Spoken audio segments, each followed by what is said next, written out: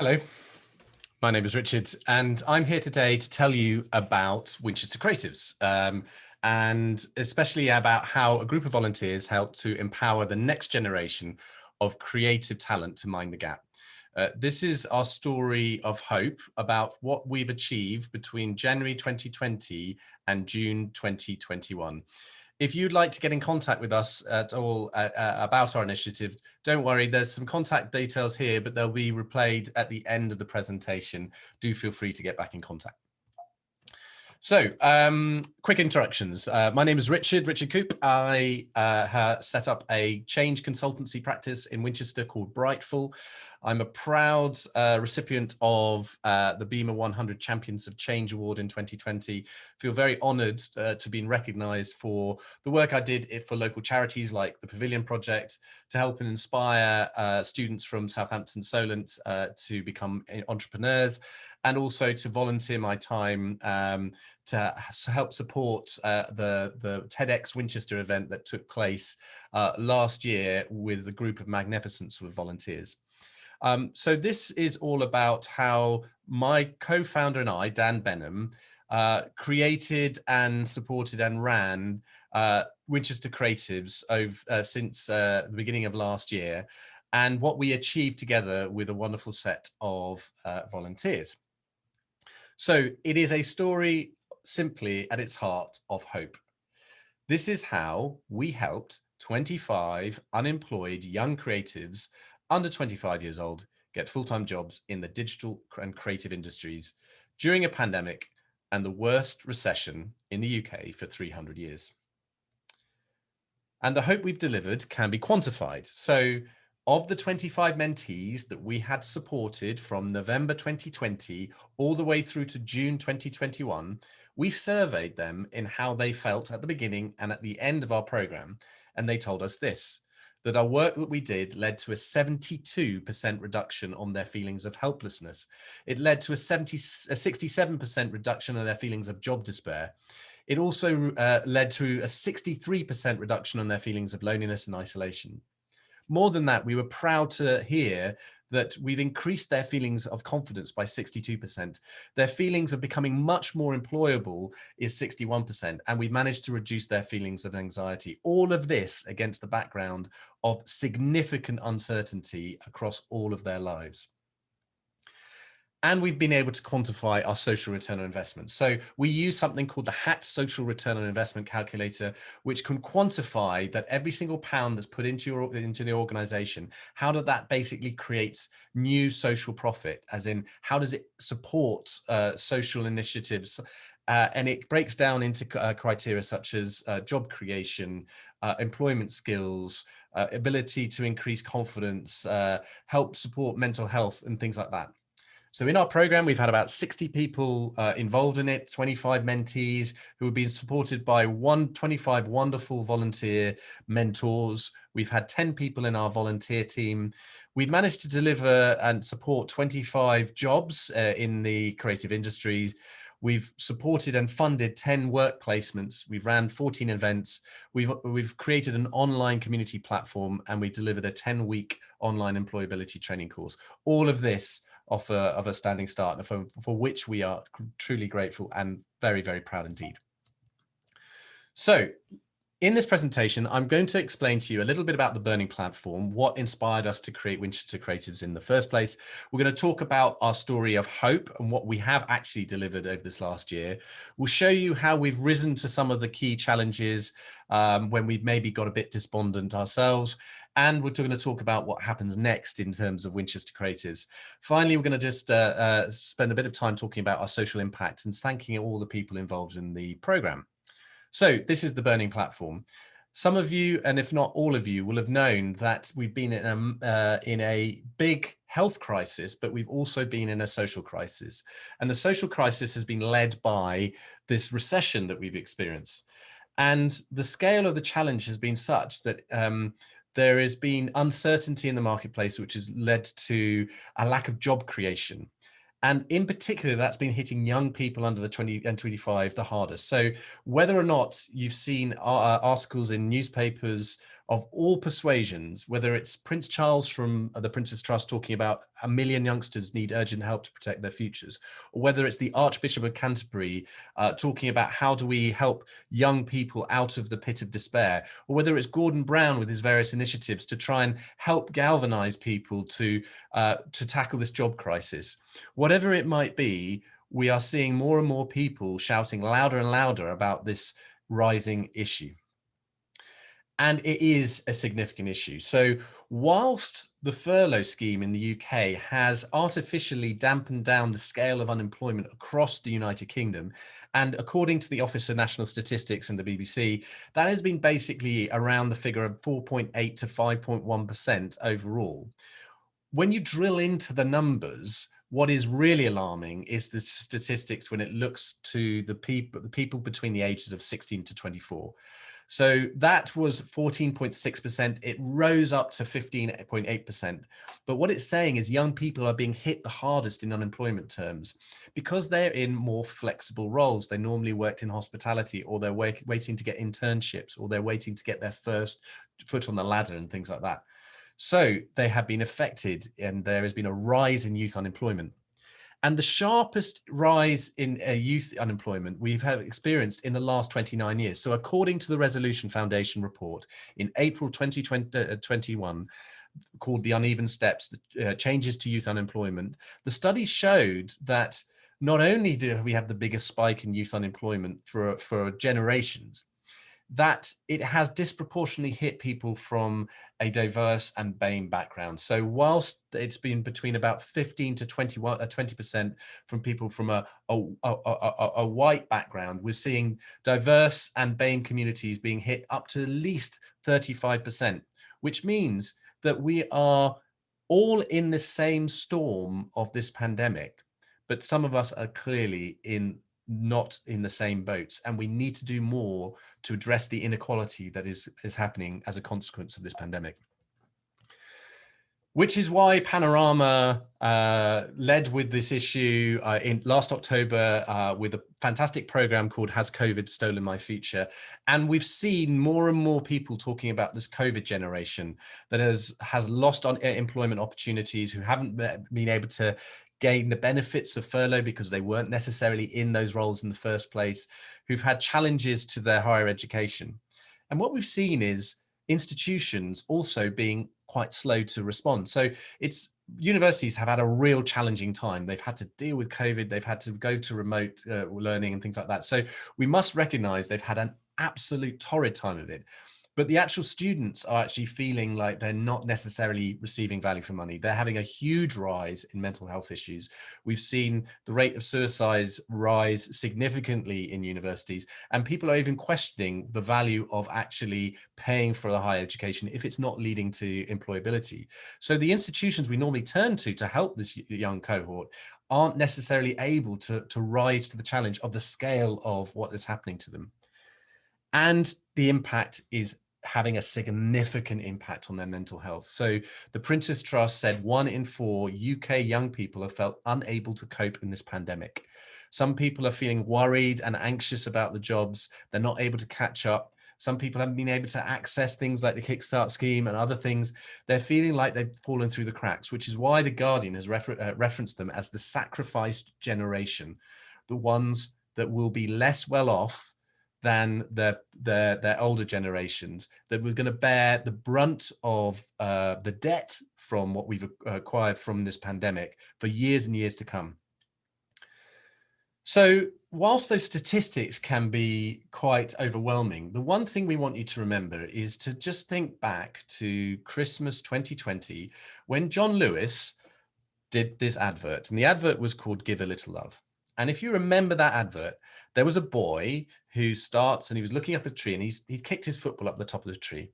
A pigeon flies down and looks at his football, and the boy looks longingly and hopefully to the pigeon. The pigeon looks around.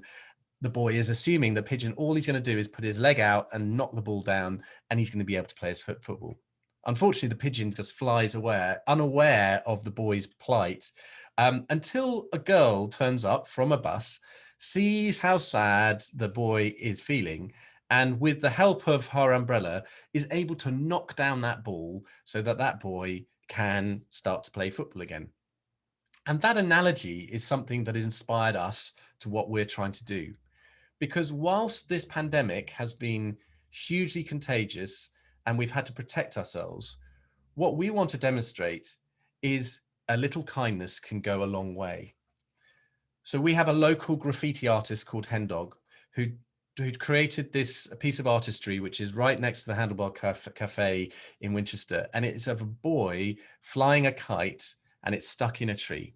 Now, whether it's the boy or the girl with a ball up a tree or a kite up a tree, we can all do something that very simply through the act of kindness to basically knock the kite or the ball down and for them to get on with their lives. And for us, we wanted to demonstrate that kindness can be more contagious than this pandemic. And just by giving a little love, then we can help people to get on in their way and help make an impact through this pandemic. So this is how we went about it. This is our story of hope. So this is how it all started. Dan Benham on the left-hand side had run Winchester Creatives as a regular sort of event series. So he did it for a couple of years, and it was done on the first Tuesday of the month. And he invited sort of keynote speakers to talk to students and create a sense of sort of community.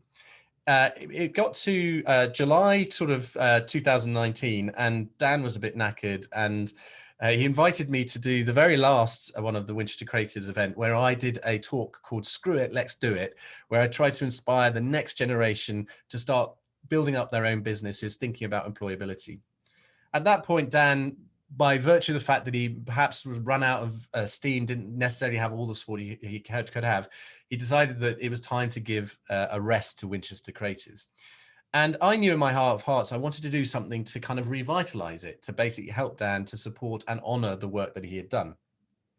So in January and February of 2020, I applied for a very small grant called the Projects That Matter grant from Winchester City Council, which was to get £2,000 to help run a crowdfunding campaign.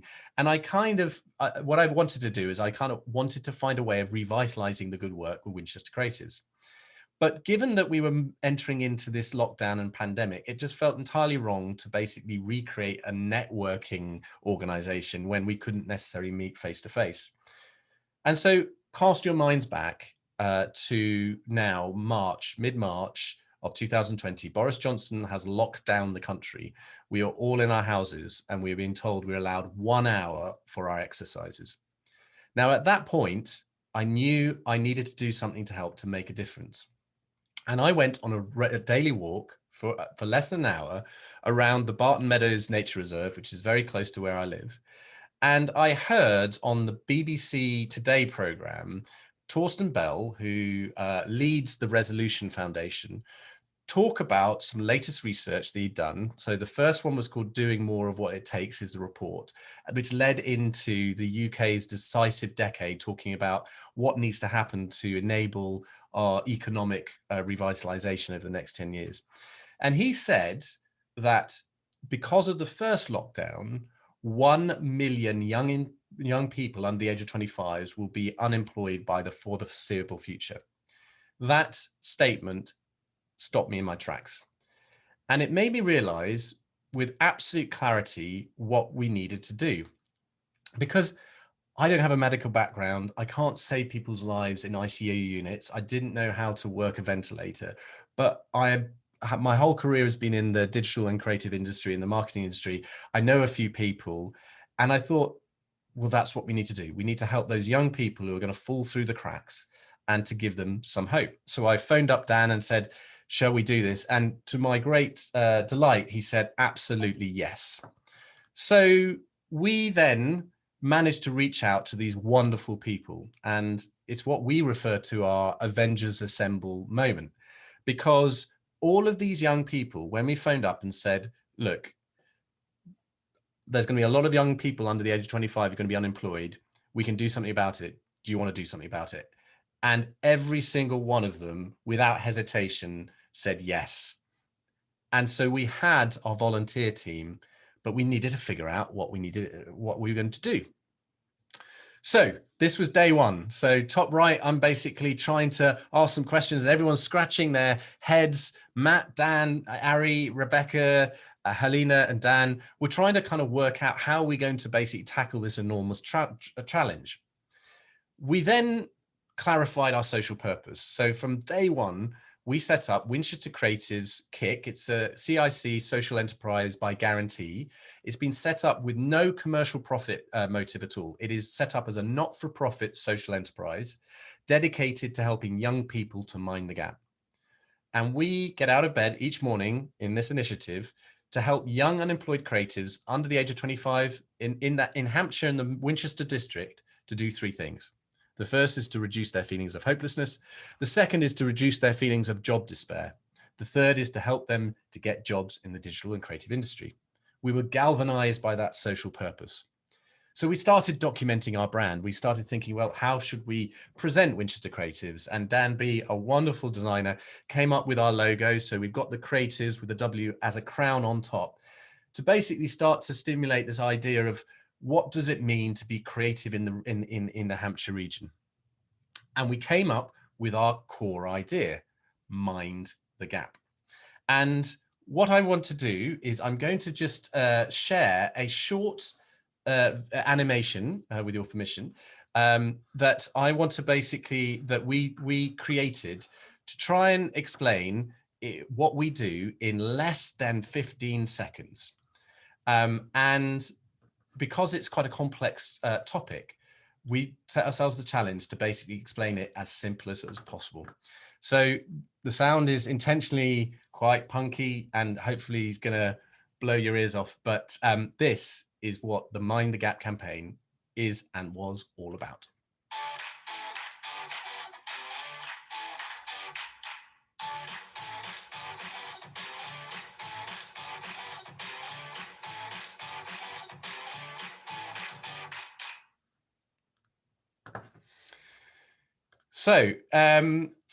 So hopefully that gives you a sense of what we get out of bed in the morning. We try to provide life support for young creative talent, and we're helping them to mind the gap.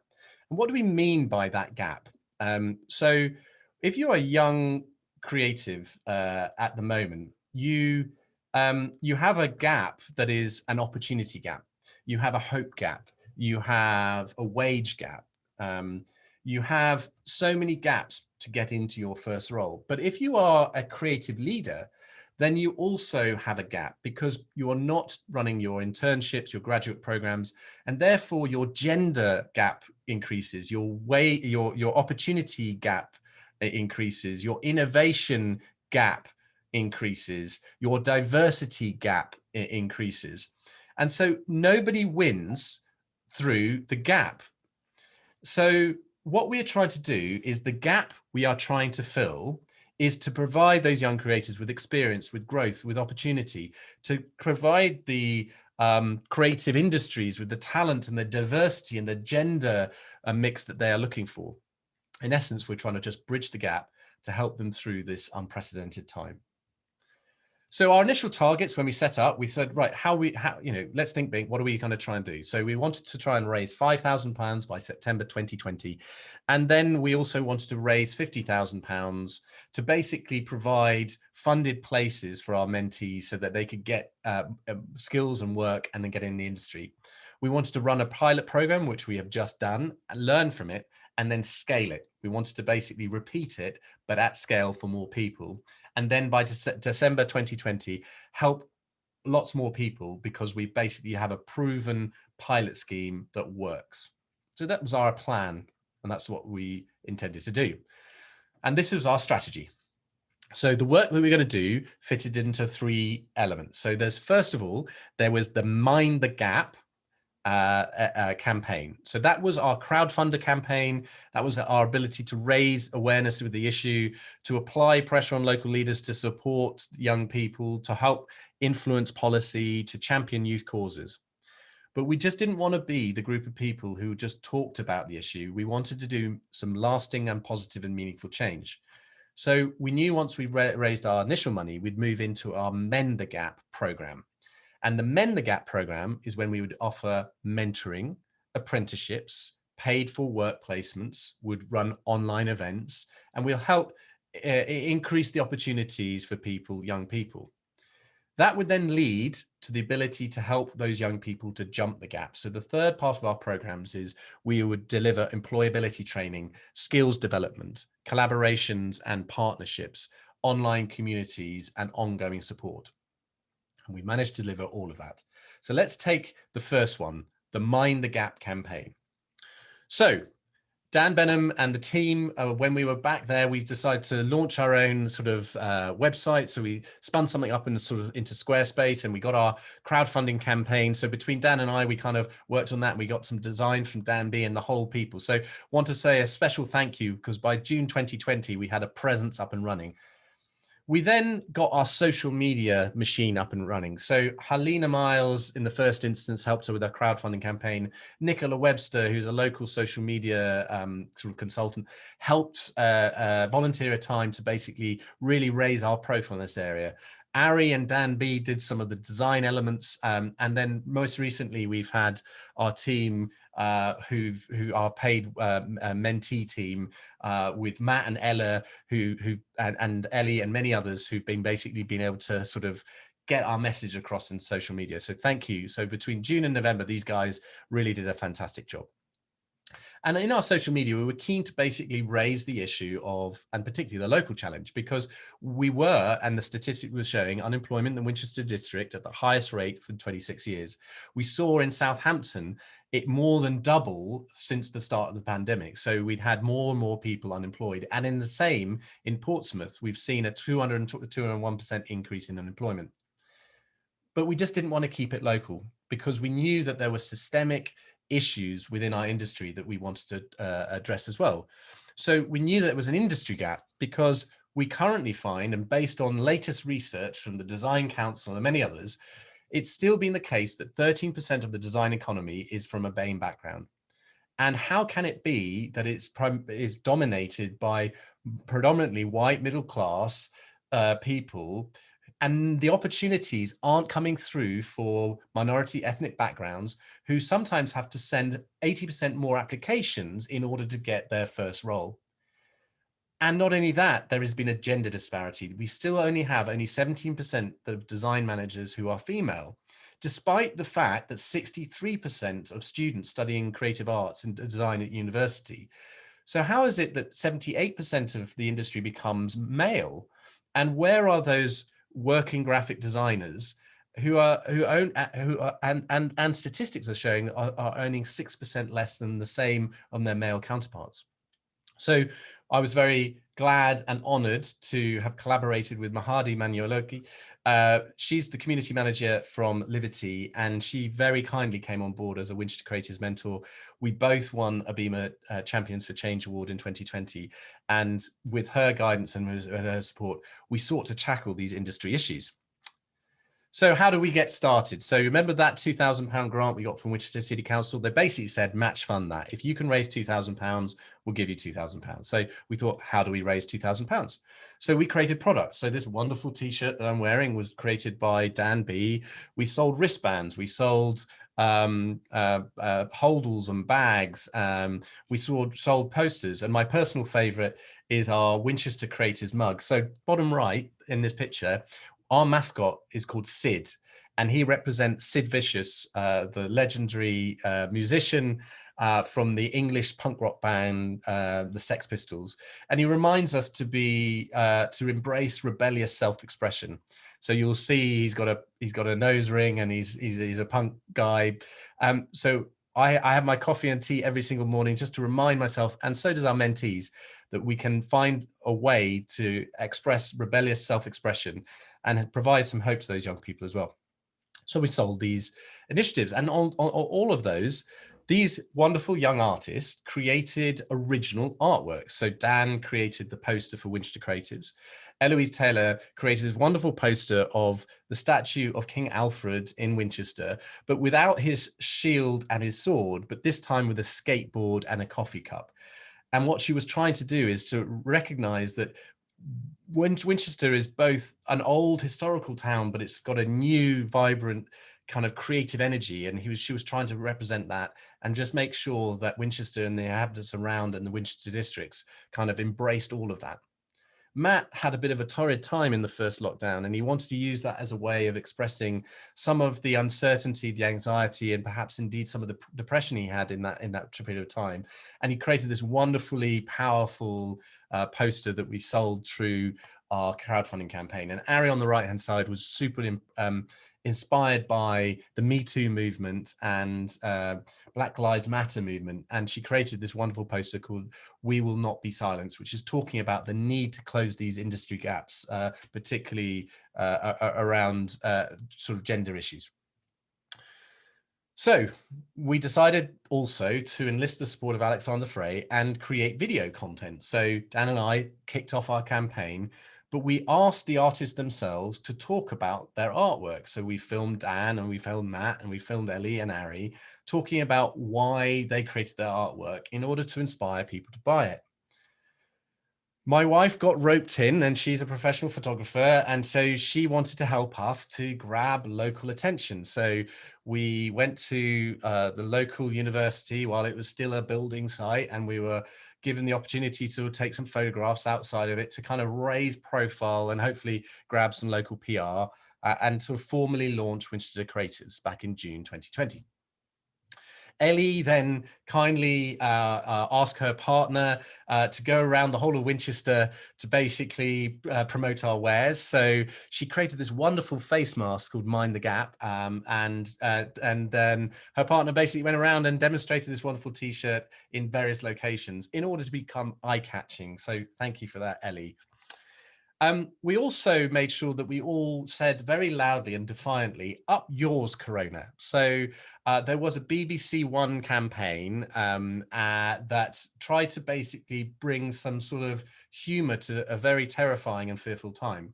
And so whether it was me or Dan or everyone else, so this is me and my children, saying "Up yours, Corona," in order to basically bring some light relief to what was a torrid time. And we were glad to say that some of our videos were picked up with the Up Yours Corona campaign, and we were able to be published, and they gave us a bit of sort of promotion activity on that.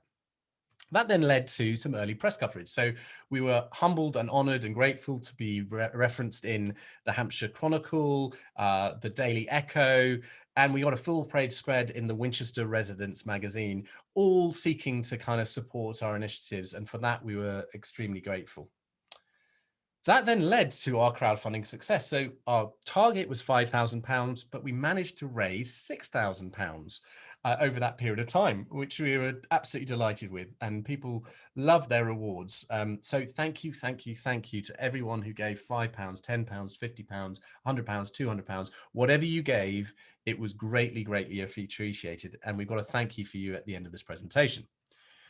So we then had the dilemma, which is, in a national lockdown, how do you get people their materials? So actually, you would have remembered in last summer, there was a hiatus between lockdowns where you're able to kind of get together and various bubbles and things like that. So we got the Winchester Postal Services together. So this is us getting all of our products ready together to be posted out. And my wife, I have to say, did a magnificent job. She got the Excel spreadsheet alongside with Nicola, and we managed to post everyone all of their product that they asked for, including the face masks on the bottom left-hand side, so that they could wear and have their products with pride. That then led to a really exciting moment, because we opened up the applications to creative and digital graduates who we wanted to get involved. So between August and October, we said applications were open. And we got some wonderful applications. So this was Heather Rankin. So Heather has a dream to become an illustrator. She's a wonderful illustrator, and she creates illustrations that she tries to sort of sell on Etsy. But she had to financially support herself, and she's been a cashier working in a local supermarket, but had a dream and a desire to get in the industry. She rather than writing an application, she wrote this created this very powerful video, and it was not just Heather's story; it was countless other stories that came involved, which made us realize that this was such a good thing and that we needed to do something about it. So whilst we're getting applications, we managed to fill our first local youth job. So Winchester College had seen our campaign, really wanted to do something to support us, but they had a need. As their school was going into remote settings, they needed to up the ante when it comes to video creation. And so they turned to us and said, do we know any local videographers that could help them? And Alex Frey, who'd kindly worked with me at Brightful and also with Winchester Creatives, I put Alex forward for a role, and he got a full-time role at Winchester College. He's still there today. And we did that entirely for free, but we were pleased to hear that Winchester College made a contribution towards our initiative in order to recognize the work we did. So we'd achieved our objective by giving a young person a job, and we managed to receive a little bit of money to basically support our initiative and give us a bit more hope. So all the applications came through, and then we had to choose which of those applications for. Now, the important thing to know is, whilst we're called Winchester Creatives, we really are representing the full swathe of Hampshire. So this is where our mentees came from. So we had 2 from Basingstoke, 2 from Andover. We had about 10 from the Winchester area. We had 6 from Southampton. And remember that Southampton has had some real impacts socially and economically, and has an exciting future in terms of its free port agenda and its city of culture. We've also got sort of applicants from Eastleigh, from Portsmouth, and from the New Forest. So we were pleased to see that we got a range of people coming from the whole of Hampshire, and we were delighted that we could support beyond that of the Winchester district. And we got to meet them the first time. So this is us onboarding our mentees and saying hi and trying to basically say, it's going to be all right. We're going to try and help as much as we can. What is it you need? We sort of listen to them. And then we also onboarded our mentors. So one of the most heartwarming part of this entire program was the extent to which people were prepared to help. So every single one of these people, when I or Dan reached out to them and said, would you be prepared to give an hour of your time once a month to talk to a young creative over a 6-month period? Would you be able to help? And they said categorically yes, without hesitation. And I'm proud to say that many of them have actually been catching up with their mentees every 2 weeks. And if I could just pay homage to just one of them, Matt Buck, I know I've seen this massive document where she's helped Heather in the illustration, but whether or not it's Wes from MTM, whether it's Mahadi from Liberty, whether it's Wendy from the Winchester Business, Winchester Design Festival, Piers from Cayenne, David and from Buttercross, we have, and Sabrina and Pete from Steadfast. We have such a huge range of wonderful skill. And one of the highlights was a guy called Rick Adams. He phoned me up from Los Angeles. He grew up in Winchester. He went to a local school, Westgate, went on to Peter Simmons, and has gone into a career of television broadcasting and news, and lives in Los Angeles. He was so inspired by what we did. He phoned me up in Los Angeles. He said, I want to be part of this, and is still part of it today. So these wonderful mentors helped us along the way. And thank you to Danny Turnbull, who's been my mentor as well, to be part and parcel of this wonderful initiative. So we had our crowdfunding success of £5,000, but we knew that we needed to raise more money to kind of give our young, talented young creatives some financial kind of support. So we launched in November 2020 our business sponsorship campaign with an aim to raise £50,000. The idea was to basically take 5 mentees in graphic design, in UX and digital design, in development, in videography and motion graphics, and in content creation and digital marketing, and to provide them with a recommended living wage for a 6-month period. So in order to do that, we list the support of our local MP and others. So Steve Bryan, who's our representative at the House of Parliament, kindly did a video for us where he recognized that this times was economically was very tough. And then what we were representing was a single word, which was hope. We're very keen to make sure that our initiative is politically agnostic. So we were very kind and we were very honored to basically get some representation from Councillor Jackie Porter, who's the Liberal Democrat cabinet member for Hampshire County Council. And so that gave us balance, but also her representation on the cabinet is also looking after young people, mental health and well-being. So both Steve Bryan, MP, and Jackie Porter represented the kind of the key levers that we had to try and kind of get the local kind of political support. We also had Wendy Wyatt from Winchester Design Festival and Natalie Hamer from Maven Winchester and many others who were lined up to do videos for us. Unfortunately, another lockdown came in and we couldn't do more videos, but there were lots of people supporting our cause. And we engaged local influencers. So wherever we could, I took a banner with me in my rucksack and said, would you be able to kind of pledge your support to Mind the Gap? And we were kindly supported by Canon Andy Trenier at Winchester Cathedral.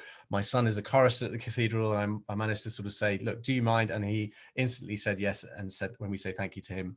And also Stephen Northam from IncuHive, which is a fantastic local social incubator and co-working space across the whole of Hampshire. He kindly showed his support. And in order to apply pressure on policy, my wife and I made a trip up to the Houses of Parliament to basically try and get people to recognise the importance of this issue of helping support youth unemployment and try and kind of galvanise the potential of the next generation of talent.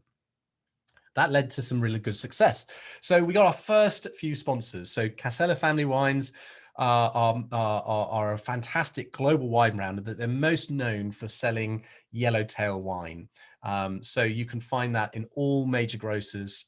They effectively ship their wine by the tanker load into the European market, into the American markets. They're the world's largest, most recognized wine brand.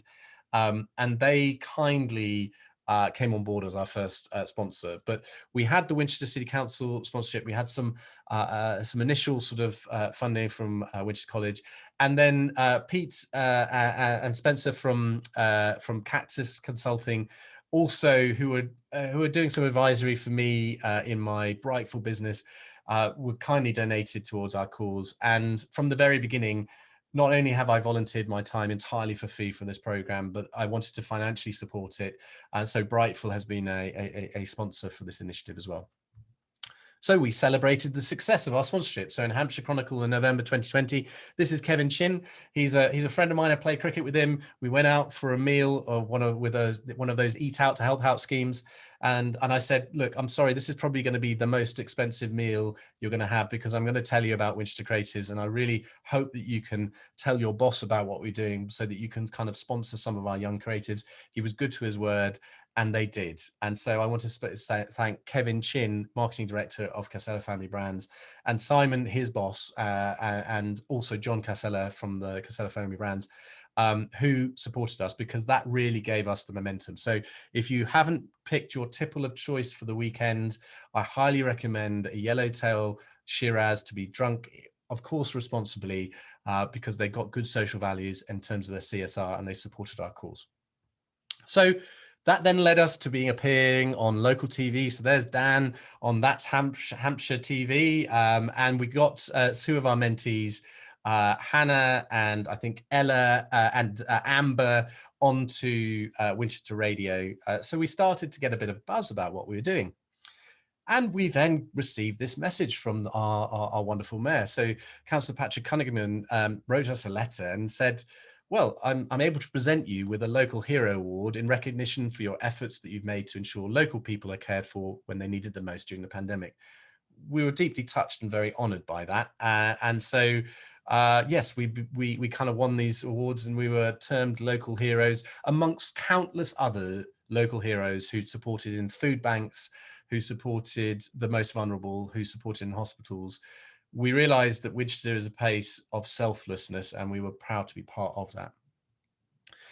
We knew that Winchester Creatives was only part of the story, so we also set up the Alliance for Hampshire Jobs. So I wanted to make sure that we brought a coalition of the willing together. So there were fantastic grassroots initiatives around the whole of Winchester, and I wanted to frame a conversation that was beyond that of just for creatives. So we started the Alliance for Hampshire Jobs, and we raised the issue in the national papers. So in February earlier this year, we got an article, a letter in the Telegraph talking about how unemployment is the highest since 1981 and how there are 2.6 million people out of work. We just asked the questions, where is the joined up plan for jobs, particularly in Hampshire? Where is the recovery plan? Where are everyone working together in unison? And the point we were making is when we looked at the COVID crisis, we saw a fragmentation in approach. England's health response was different from Wales's health response, was different to Scotland's health response. And we wanted to get a coalition of willing, about everyone sitting on the right side of the table, tackling this wicked problem together, not in silos, but in a unified way. And so the first event we asked was the simple question: what is the plan for jobs, right? Where is the joined up leadership that is needed to tackle this wicked problem? And these are the people that we got around the table. So we had representatives. So we had Paul Spencer from Winchester Bid, we had Belinda, Ian, and we had Katie from the Winchester Job Club. We had Mike Whitehead from the Winchester Basics Banks. We had Neil Mons-Jones, who got involved in our initiative from a networking perspective. We had representatives from the church, and we had George Scott Walsh from IncuHive, all trying to get their heads around how do we join up our learnings together and share our learnings as grassroots organizations to really tackle this issue of youth unemployment. And I was so pleased that some of our young mentees were able to join that as well. Well, we had some outstanding campaign results. So don't want to really dwell on these things, but just to say our website had a huge amount of increase. Instagram has become a massive channel from us from a standing start. We literally didn't have a channel. We're up to 864 followers. We've done 11 Insta lives, which I'll tell you about. We've got huge, in relative terms, over 1,000 people following us in Twitter, and we've increased the engagement there. LinkedIn is growing, so we've got 238 people there. We've increased the engagement there. Facebook, we're still kind of in a nascent phase on that, but we've managed to launch our YouTube channel as well, and we're increasing our watch time there. So, but the most important thing is that led to really good PR with 12 articles, and it actually helped us raise 18,000 to 125 pounds. So these are quite good results to hold on to. So you remember I told you about the 3 elements of our program. So there was the Mind the Gap campaign, raising the issue. This is what we actually did with the money. This is the Mend the Gap campaign, where we actually use the money to do something practical to make a positive and meaningful difference to young people's lives. So we started our mentoring program, and for Dan and I, this was the highlight of our last 16 months of what's happened through this pandemic. We did all of this work in order to connect up these young people with these fantastic creative leaders who's going to give them hope. So here, let's meet all of some of the 25. I'm sorry, I ran out of time to get all of their photos onto this page, but we had 25 mentees. So whether it's Kane Mackenzie Yapper, who's a UX designer, who's done an MA at Winchester University, who's done a lot of work in charity spaces, a fantastic rising talent, needed to find his new opportunity in the industry, and I've been proud to have been mentoring him for the last five months, and proud to know that he's doing incredibly well in his full-time role at the moment. We have Rishabh Sharma, who was an overseas MA graduate into the University of Winchester, but had no real support, and is a motion graphics videographer, but also has family here in the UK. We were able to help support him as well. Sandy Matter has been part of our program, and I'm very proud and delighted to say that she's recently received a DNAD Young Blood award for her creativity. And historically, her family come from Syria, but she's here in the UK and doing incredibly well. We have Flo Sorales, who's currently running a crowdfunding campaign of her own. And we have people like Hannah Sloan, who come from a range of different university backgrounds. These are just some of our full 25 mentees, and all of whom we are so proud of what they are doing right now. So back in October 2020, when we started the campaign, the programs, we ran a very detailed questionnaire. So this is based on the Hack Social Return Investment questionnaire, and we asked questions of: are you, are you recently losing confidence in yourself, or how, and your feeling of stuckness? How stuck do you feel? And most people were 9s and 10s about how stuck they were. We talked to them about what is the skills that's going to be most useful for them, and they, quite a lot of them said resilience training, networking, SEO skills, practical skills. So we had a baseline to work from. So we decided to translate that into what we delivered. We listened, we heard, and we delivered. So we then launched our first event. So was very honored that Sam Conniff, who wrote a brilliant book called Be More Pirate, he has and still remains one of the most inspirational speakers I've ever heard of in my life. And in a rather cheeky way, I reached out to him and said, look, we're doing this initiative to help young people. Would you mind if I invited you on to be our inaugural speaker? I had zero to little hope of that happening. And to my complete delight, he said categorically yes. He has dedicated his time and his life, particularly in the programs and the businesses that he had run, to young people. And he was so inspired by what we did. He ran the first inaugural event where we had over 60 people turning up, and he taught our young people to not accept the status quo, to push back, to be more pirate, to try and create the new rules of engagement, to try and cut through. And it was and remains one of the most inspirational talks I have heard in my entire life.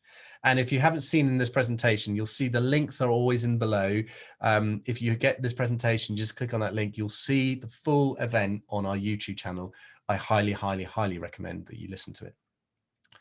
So then, because we knew that they told us that they were feeling isolated, well, we set up our first Friday social drinks. So the first Friday of every single month, from October all the way through, or November all the way through to June, we held our first Friday social drinks. And because we couldn't go to the pub, we created our own Virtual Creatives virtual pub. So this was a meeting without agenda. This was just literally turn up and have a drink, bring a drink of your own choice, and just have a chat. So the first one we had 4 people. And then as it grew and grew and grew, it got more and more people. And in fact, we invited new people in. So we had more people from Southampton University, more from Solent University, more from Portsmouth, where we all got to get to know each other. And we were able to share with each other that we weren't alone through this crisis, that we could lean on one another. And I want to say a personal thanks to Martin Reed, who's one of the tutors and professors over at Solent University, for encouraging his graduates and those people who've recently graduated to come and join us. I think we added some value to those conversations. Remember that point where they said they wanted to raise their resilience training? So we turned to Hazel Anderson Turner, who's a mindset and business coach. And we asked her, could you train our young mentees in resilience? And she ran this wonderful event in December. And the photograph on the right-hand side is just one of the breakout rooms where we're talking about how are people finding ways to become more resilient. And remember, December 2020, there was a low point. People were normally going into planning for Christmas, and they had real uncertainty in their lives. And so she was able to give practical tips of staying calm, staying present, and trying not to panic. So fantastic event. So thank you, Hazel. Because not everyone was having their Christmas parties, we felt, well, normally in the 2 weeks leading up to Christmas, you'd have a party, right? So we had our first virtual Christmas party, and we celebrated it by having an end of the year review, but we also ran a quiz. So this was us running our fiendishly difficult kind of creative quiz where we had to check sort of different brands and icons and things like that. So I want to say a thank you to sort of Hazel Terry, to sort of Dan B, for kind of creating the quiz. We ran the quiz and we gave the winner a bottle of champagne, and we wished everyone a Merry Christmas. So whether they were staying with their family, they at least got some sort of celebration. And I was proud enough to get the really old and moth-ridden Christmas jumper out and to try and keep things as normal as possible. But in January, we wanted to start the year with intent. So Catherine Strachan, who's been a huge supporter of Winchester Creatives from the very beginning, she kindly devoted her time and invited some of the people from her team to explain to our young creatives about how to apply for your next career in creative and in the digital industry. She was talking about CV writing, applications letters, how to basically hack your way into a job. And we all learnt in that session how to write a winning job application. And she brought in the people that she's most recently hired. And so she gave it from both perspectives. And again, they learned so much from that in terms of her skills. And we thank her for sharing that.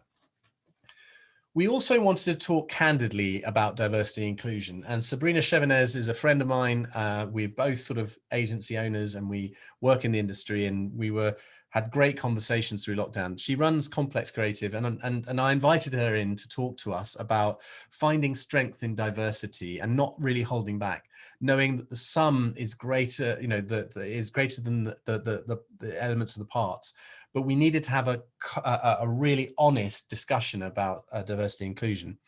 And we did together in that talk, found real strength in diversity and inclusion. So this is Sabrina talking about it. We had breakout groups, we had exercises, and it really, really helped us to kind of reimagine a future where this was a normal part of everyday kind of creative enterprise. And I'm really, really glad that we had a moment to explore that topic, and we still explore that topic today.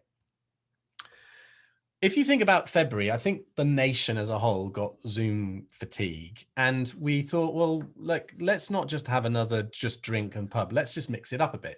So we turned to magic. It turned out that one of the young creatives who's doing an MA over at Solent University is actually a professional magician, but because all of the magic gigs had sort of dried up, he turned to higher education to get into digital design and UX.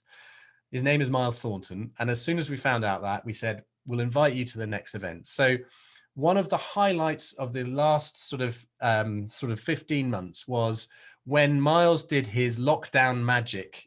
We had a magic show where he created these bespoke tricks, which is incredibly difficult to do on a Zoom. And we all learned a magic trick or two for ourselves. It was a genuine personal highlight, and we want to say thank you to Miles Thornton. If you're in the Hampshire region and you want a fantastic magician for your corporate event, for your wedding, for any business event, I highly recommend that you look up Miles Thornton's magic on Google, and he won't let you down. We had a great time. So the other events we ran was with Neil Munstone. He wrote a book called The Reluctant Networker, and we found that people can sit in procrastination and find it difficult to reach out and do some networking.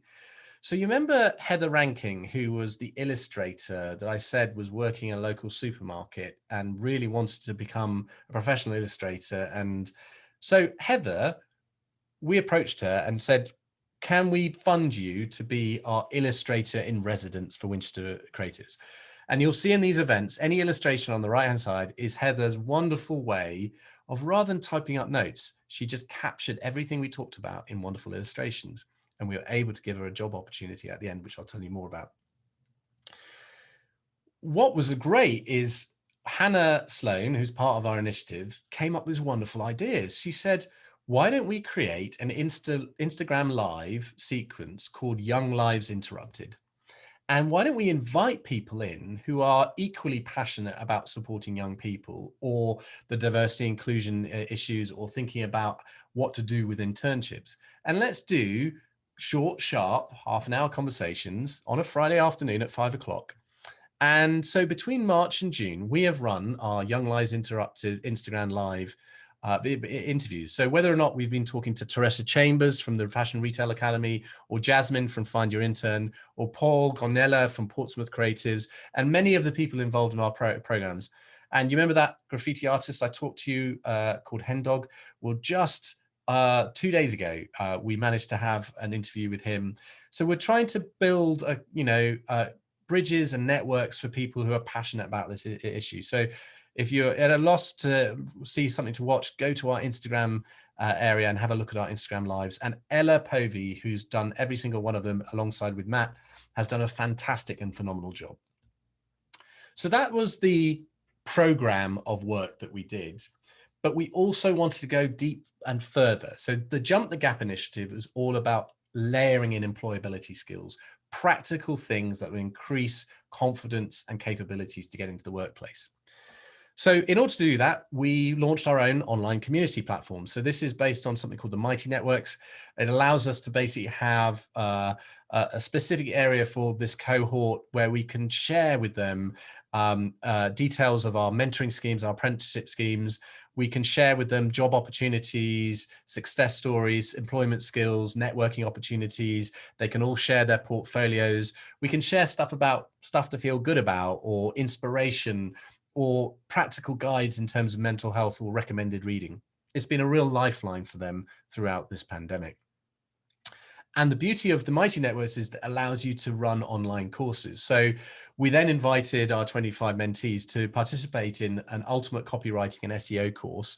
This is a 10-week online learning course that they can basically digest at any point during their time. So it's learning on demand. And Catherine Strachan from Copy House kindly pulled together a set of videos that she uses in her professional practice, but kindly donated it to us and our cause for our young people. And each week, our young creatives had some homework to do. They had to watch a video and they had to submit their homework in order to get a certificate. And throughout that process, we provided them with some online training workshops. So Catherine joined halfway through the 10-week course to talk about what the questions are and to inspire them to get into the industry. And also Stuart found her lead copywriting consultant who used to work at the Financial Times. He came in and did a workshop at the end for us about blog writing and things like that. Anyone and everyone who's part of that program got a certificate of completion, so they can prove to their future employers that they're fully trained in copywriting and SEO. I want to say a heartfelt thank you to Catherine and Stuart for all of their contributions towards this. Thank you. You remember Costello Family Brands and Yellowtail, who kindly gave us £10,000 to support our cause? Well, they supported and funded this team. So I was fortunate enough to lead a team with Kane, who was going to run from a UX and interaction design perspective. Amber Wesley, who's 20 years old, our youngest mentee, who wants to get into broadcasting and TV and is working at Winchester Radio. She came on board as the content strategist. Dan B, who's been part of Winchester Creatives and Design Element, was there sort of as design lead. Hannah Sloan, who came up with the Instagram live ideas, she came as a design on board. And Heather Ranking, the illustrator, we made sure she was part and parcel of our program. We didn't want to write meeting notes. We decided to illustrate our way through it.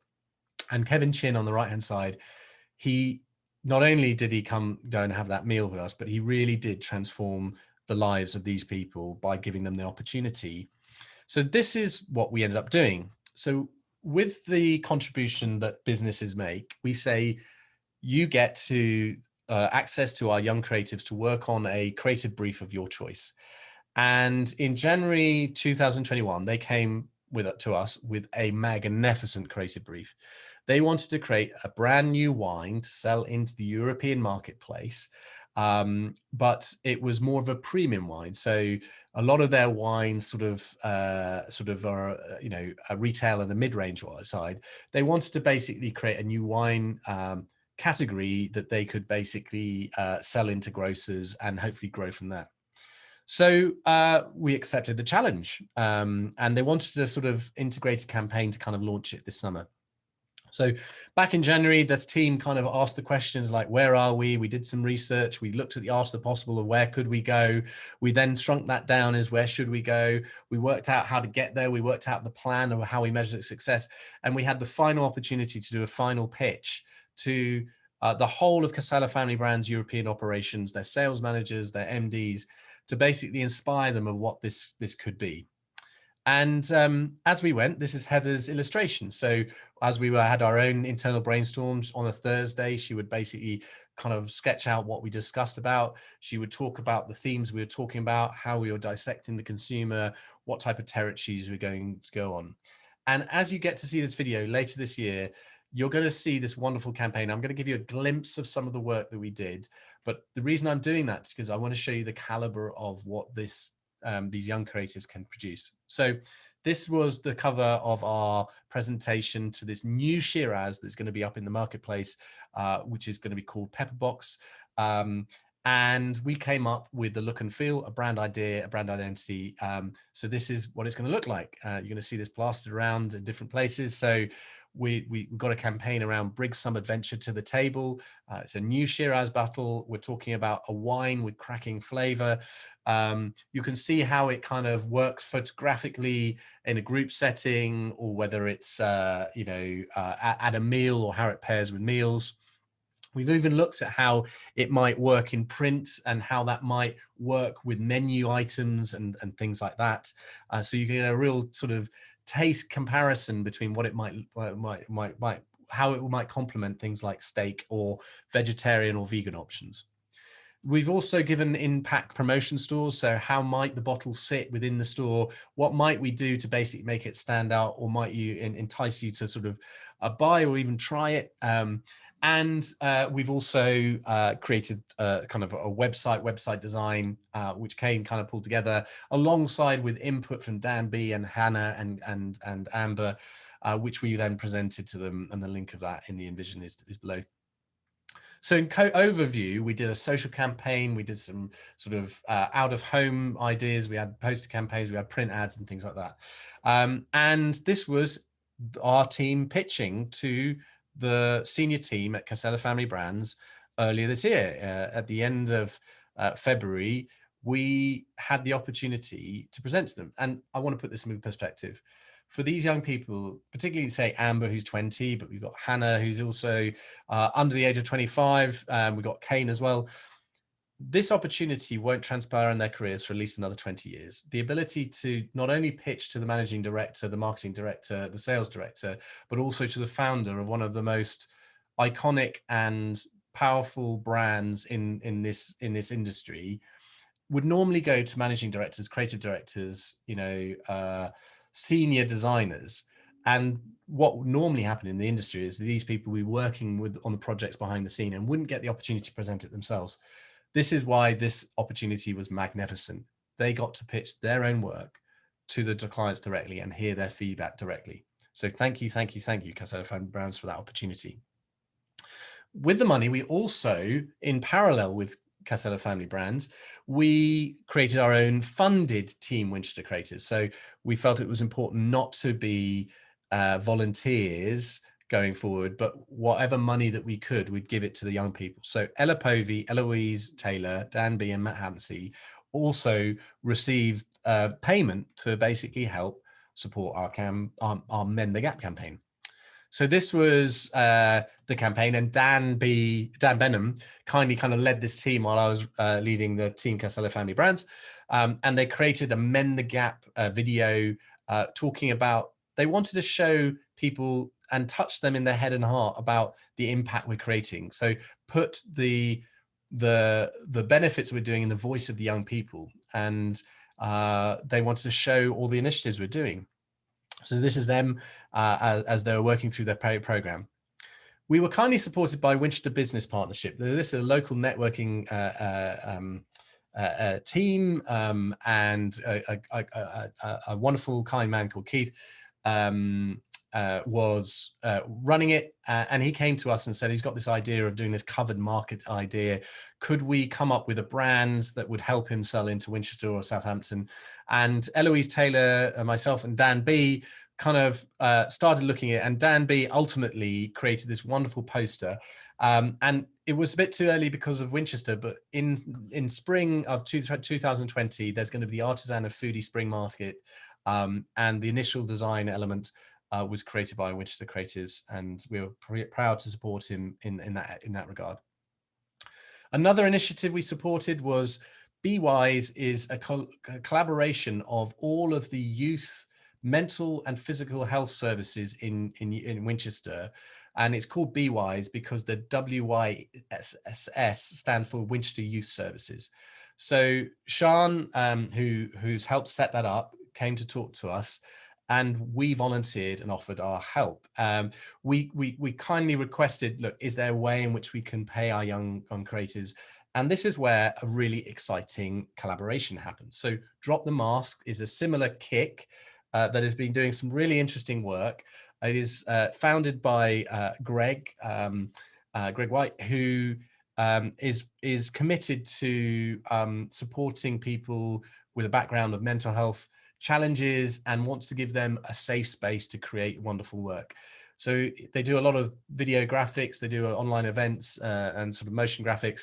And they managed to receive quite a lot of Kickstarter funding and some other community grant funding from the National Lottery. So they kindly sponsored our Winchester Creatives to kind of help them with a website they were working for, with Sean in the middle here, for BeWise. So they had quickly spun up within the period of sort of a month and a bit. They created a kind of very quick website by their own admission. It wasn't supposed to be as slick, but they knew that they wanted to take it to the next level. So with Sean's invitation, with our kind of momentum, and also with the kind funding from Drop the Mask, we created a new website design for BeWise, which looks like this. So this is the new BeWise website, which is to help young people find support in the district of Winchester where they need it. So whether or not it's to do with anxiety or counselling, or whether there is eating disorders, or whether there is loneliness, or indeed just the need to do some physical activity, or to connect with some communities, or to connect with the Winchester Rock Band, there is now a platform, sort of almost a digest, where you can go to and find and search the support you need.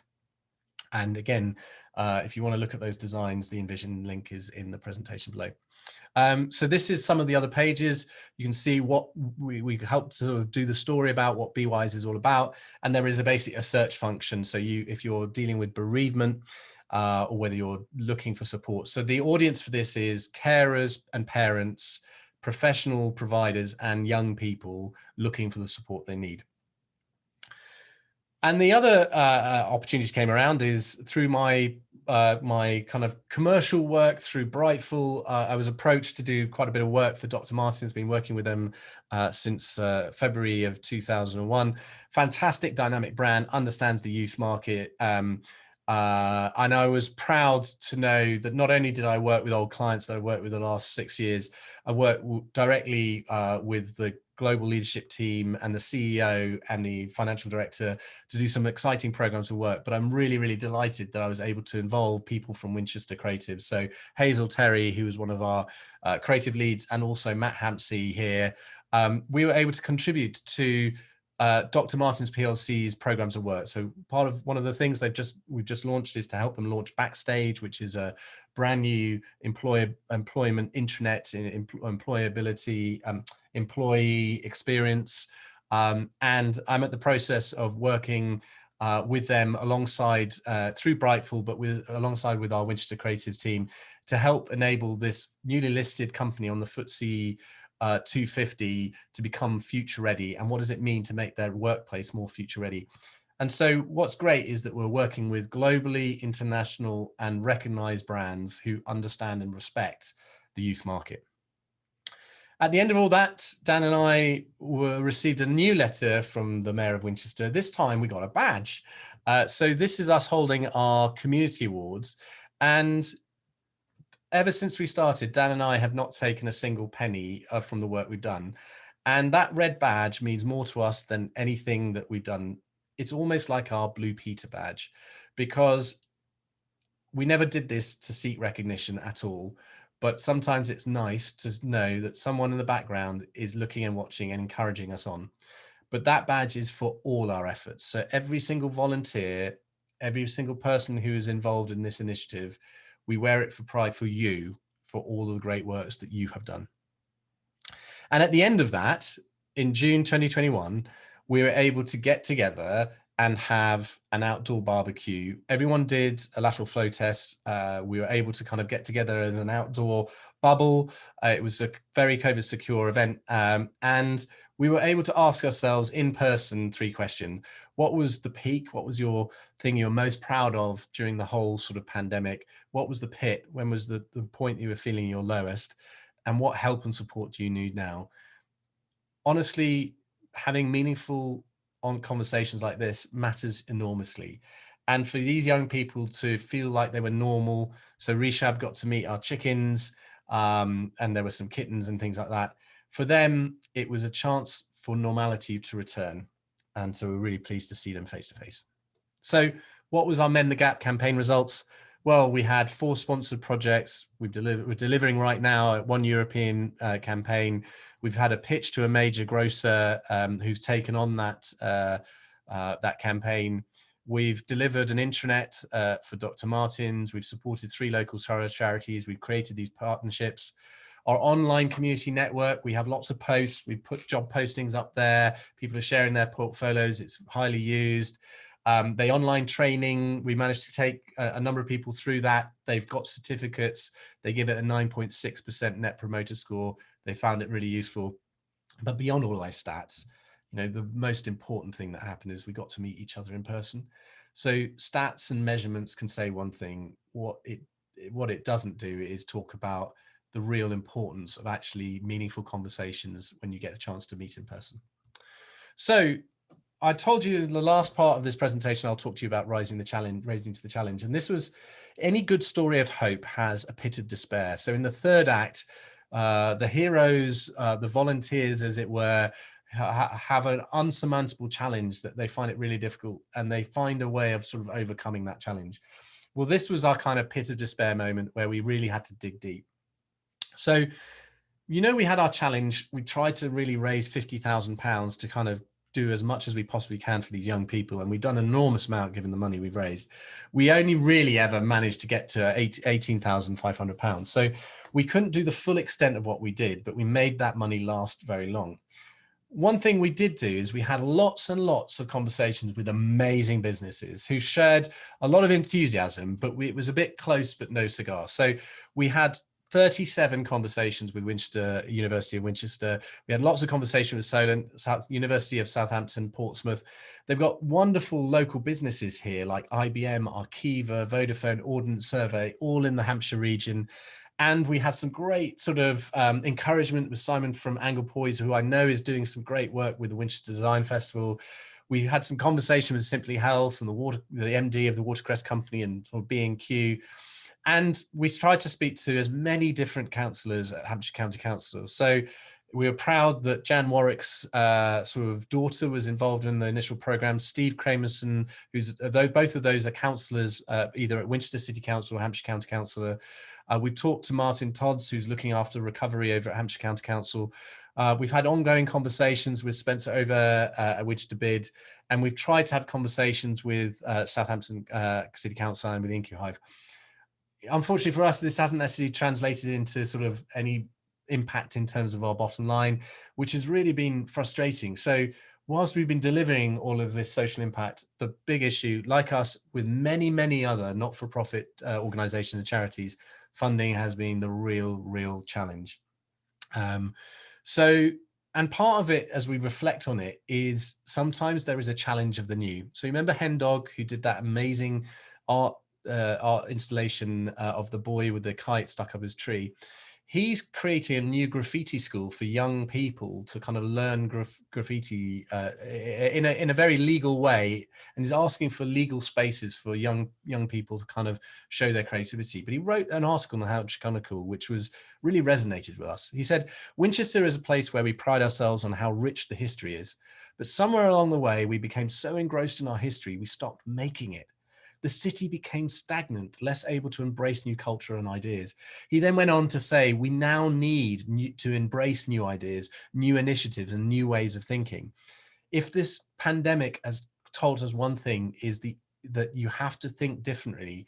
And if we are going to build back better, and if we are going to think about this recovery, it's not necessarily the institutions of old that's going to get there. It's about the new dynamic, the new energy, the new impetus, and we need to embrace those new ideas. And I hope that people get behind Hen Dog and his crowdfunding campaign to kind of do new things to help young people.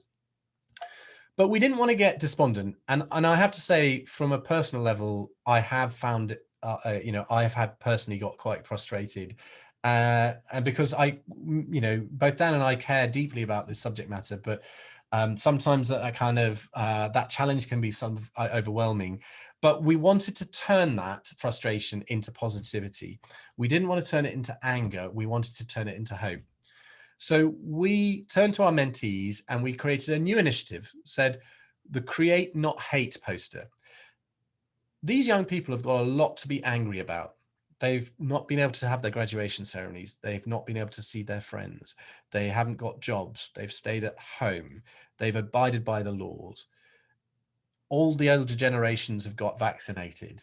They've been on furlough. They've had the financial support. This younger generation is going to pick up the debt. They can't find the jobs that they need.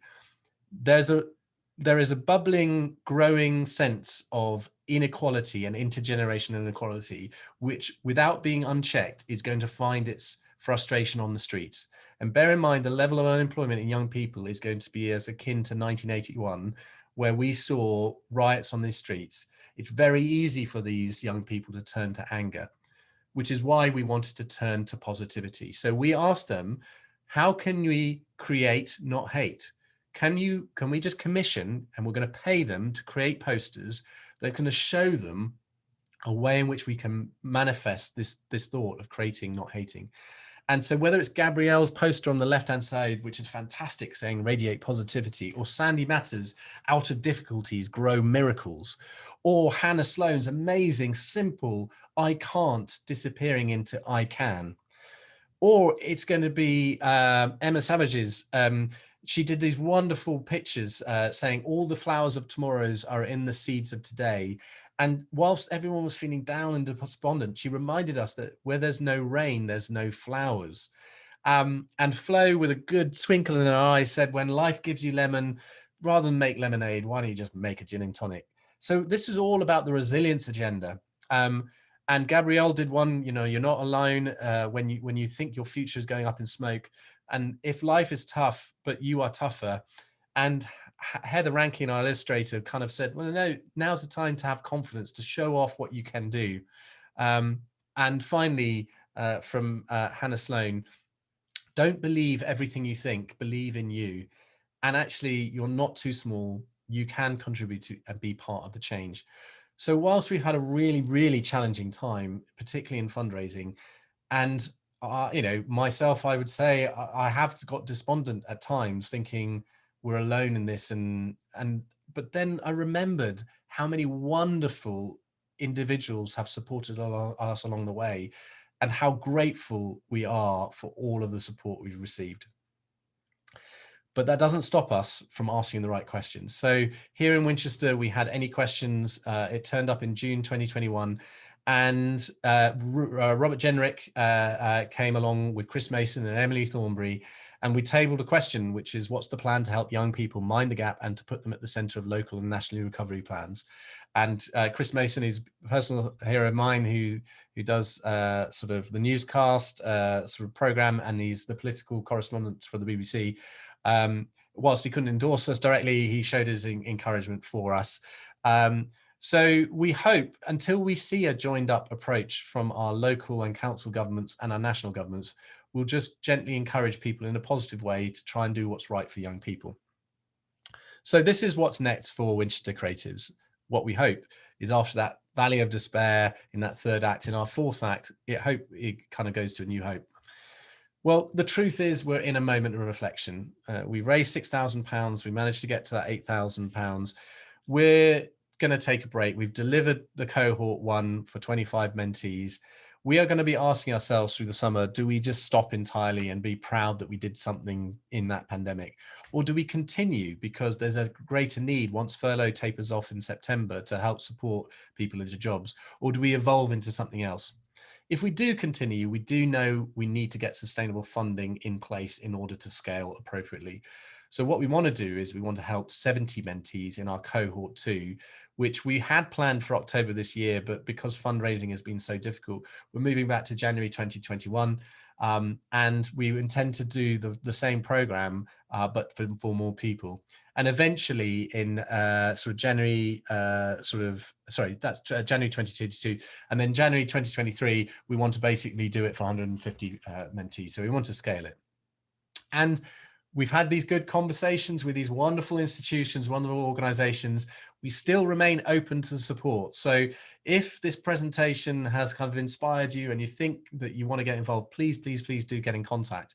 And if not, then maybe there are other sources of sustainable income that people know that they can support us with. So whether we should apply for the community fund or amazing UK youth initiatives, or reach out to Prince's Trust or our local Rotary or roundtables.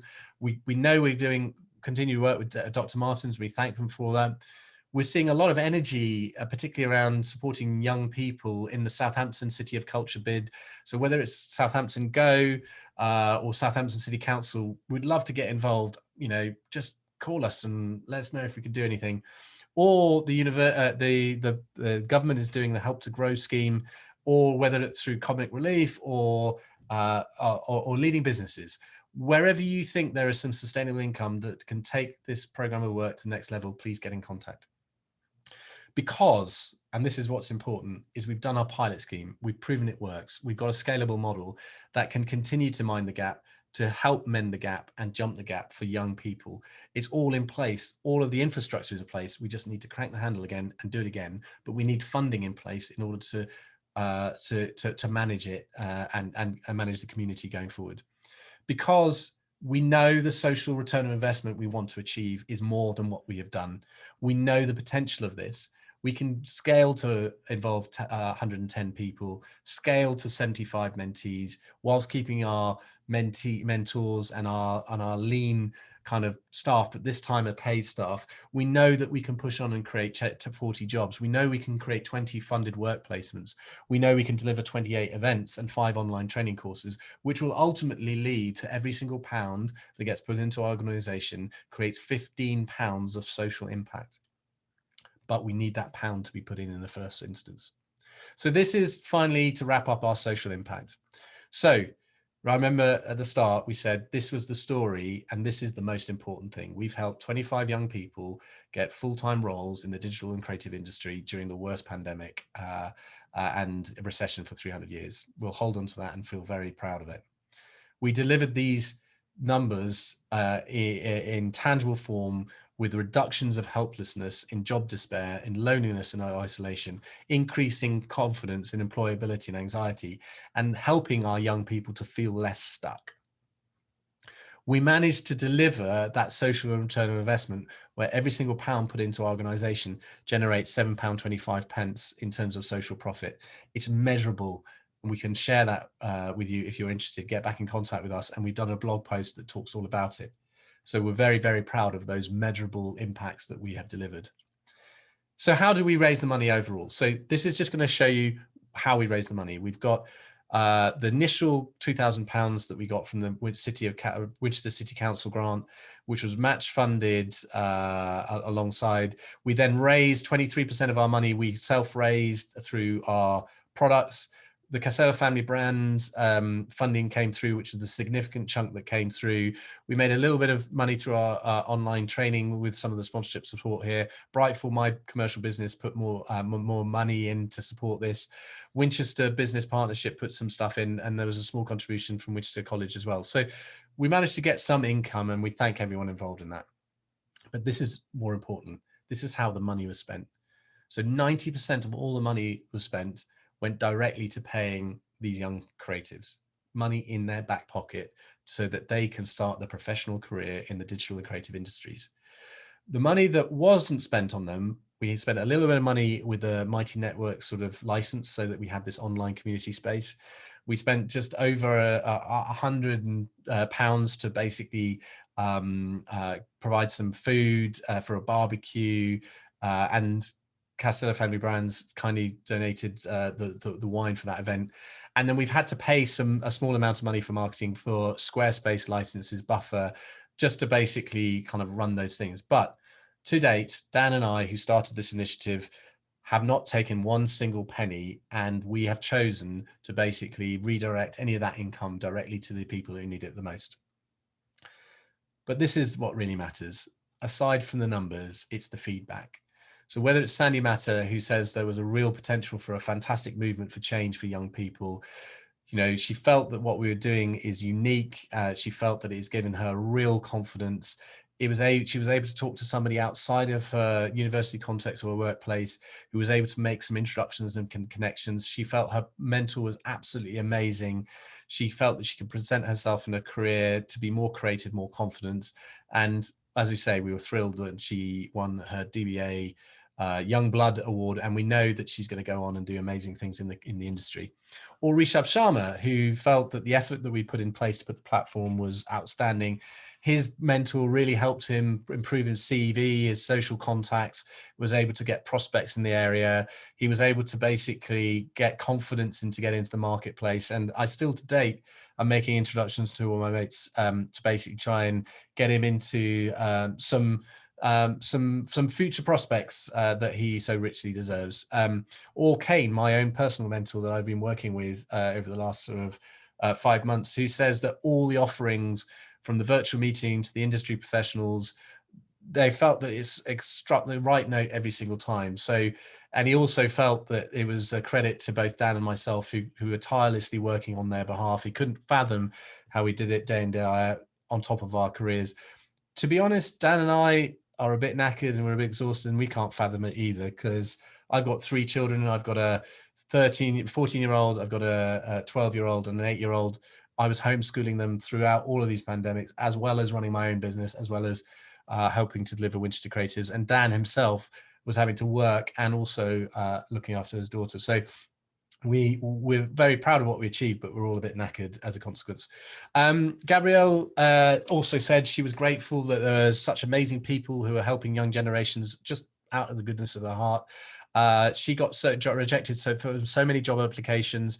She was surprised that, when she went for them, she's just out of uni. They wanted 5 years of experience to go for a graduate job. That didn't make sense to her. She found all the content useful, and all of the volunteering and support she got amazingly helpful. You remember Amber, the 20-year-old? So she felt like she was struggling to get her first job in the role. She felt that she was able to upskill herself in her first job, and we were able to financially support her to create her own website. So Matt and our team, we provided Amber with her own website. So if you want, check out amberwesley.com. If you want to get the next bright young talent from a broadcasting, radio, presenting, and also content creative space, please look out Amber Wesley. She's amazing. Or Nathan, who got his job in the industry, and he felt really fortunate to come across what we're doing, and he felt that we're really doing some amazing things to kickstart the careers. Or even Flo, who just wishes the best for Winchester Creative going forward. She just wants. She can't believe the amount of support she got, and she wants more people to get behind us so we can help more people like Flo. Or Hannah. So you remember Hannah, who came up with the Instagram Live idea? When we first met Hannah, and she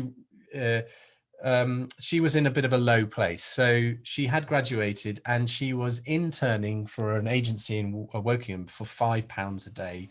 And Dan and I were so horrified, shocked, and appalled by that we wanted to do something to help her. So we are so proud that we lifted her from that context where she was feeling quite low out of it. And she herself has been able to find a new apprenticeship and was supported through the Pepperbox and Casella Family Brand Initiative, and has found new initiative and new impetus. It's all her own doing. She's a wonderful creative. She's got a fantastic career ahead, and we wish her the very best for the future. Thank you, thank you, thank you for your involvement in our initiative. Ella Povey was part of our funded Winchester Creatives team. She just hopes that many young creatives and graduates and students get to access this incredible community. She didn't know what to expect at first, but she was impressed by the level of community and collaboration, and she's got a bright future ahead of her in fashion and makeup kind of marketing, and we're helping her get her next roles in that. And in the meantime, if you don't get a chance, check out her Instagram lives on the Winchester Creative Instagram channel. And remember Matt. So Matt has been there from the very beginning when he volunteered from day one. He was appreciative of us doing this from the kindness of our hearts. He said that, it took a toll on him in his mental health, the first lockdown. and he really lost hope for his future. He knows that we have been a set of industry professionals who's got his back, who are trying to get his first role in the creative industry. And he was so pleased to be participating with working on Dr. Martens as a brand, and working on Winchester Creatives and on BeWise. And again, we refer to Matt as our Swiss Army knife of kind of skills. So he's got design, he's got SEO and marketing, he's got data, he's got digital, he's got writing, and he's got account management skills. He's got a very, very bright future ahead of him, and we're proud to have supported him. Moving on to the final element, which is sharing our heartfelt thanks. So this and all of we have achieved could not be possible if it not been for these wonderful people, and we thank them from the bottom of our hearts. So these kind people, through our crowdfunding campaign, they donated 5, 10, 15, 20, 50 pounds, 100 pounds, 200 pounds, 400 pounds. Each of them made a personal contribution to help young people through this pandemic. And for instance, Dan Benham's uncle asked him last Christmas, what do you want for your family sort of Christmas present? And Dan said, don't buy our family Christmas present, make a donation to our cause. And he magnificently donated £400 to us out of nowhere. And I'd like to say thank my family and all of the friends and family that I kind of tapped up to help support. All of these people have kindness in their hearts and did something to really help young people. And we will always remember your kindness in the initiative, and we hope you feel that we've spent your money wisely. Thank you, of course, to all our kind sponsors, the magnificent Casello family brands who really led the charge in terms of the sponsorship for us. Thank you for that. I guess to Brightful, because we've financially supported them, but to Winchester City Creative Council, you know, your £2,000 is the only grant we've ever received. You know, was greatly appreciated. Or Winchester College, or Cactus, or Winchester Business Partners, or indeed Greg from the Drop the Mask side. Thank you for seeing what we're doing and wanting to financially contribute what we're doing. Thank you, of course, to all our wonderful mentees and mentors. These are the people who volunteered their time to help out when they themselves had every excuse not to. They were running their own businesses. They were, you know, had their own children to look after. They had their own initiatives to look after, and yet they volunteered their time to help our young creatives. And we thank you for that. Thank you.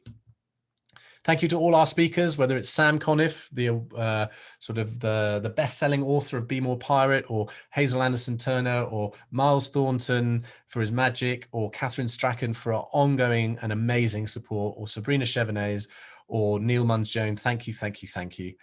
And to all our Young Lives Interrupted contributors. So whether it's Teresa, Yasmin, Paul, Hendog, and Ella Povey, you've done a magnificent job. Well done. Great interaction and a great initiative. And of course, this couldn't have happened without the Avengers assembling.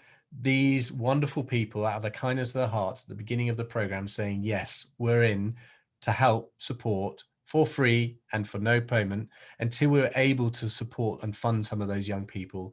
Thank you, thank you, thank you.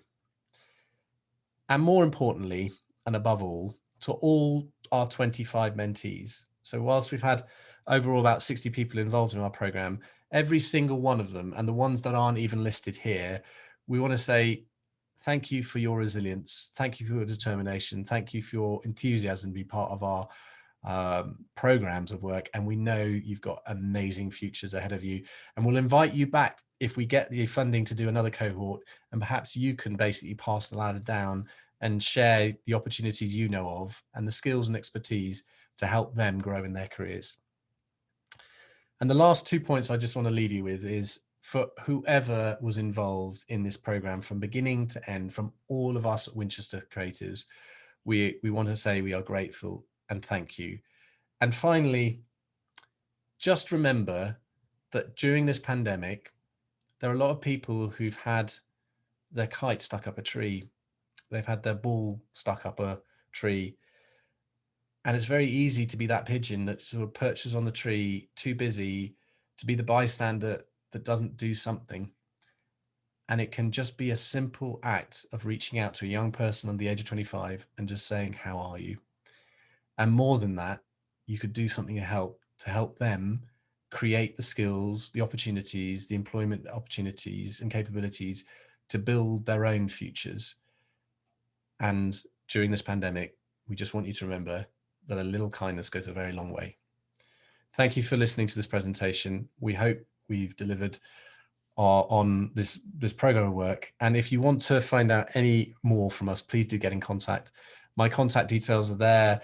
Feel free to get in contact with Dan. We're delighted to hear if you've got any feedback, any encouragement, any support.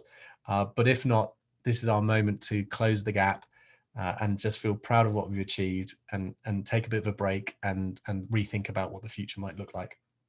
Our final ask is go to our website if you want to find out more, winchestercreatives.co.uk, or indeed you can find us on LinkedIn, Facebook, Twitter, and Instagram. We hope to see you there, and thank you for your attention and your interest and your tenacity to make it to the very end of this presentation. Thank you.